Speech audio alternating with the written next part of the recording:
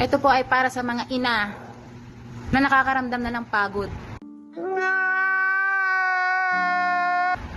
Na nakakaramdam na ng panghihina sa araw-araw.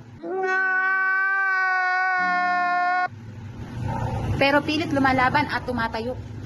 Sumayo ka! Lumaba ka!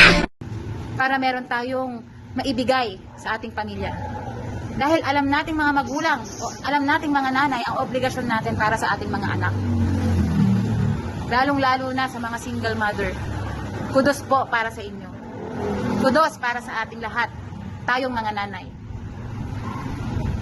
Let's celebrate our day. Happy Mother's Day po, this coming Mother's Day. Magpahinga po tayo. Kahit isang araw. Kaya kayong mga anak, ano bang hinihintay nyo? Bigyan nyo ng simpleng regalo ang ating mga ina. Wow naman! Wow!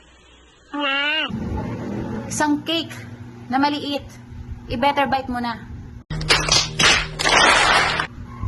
Order na.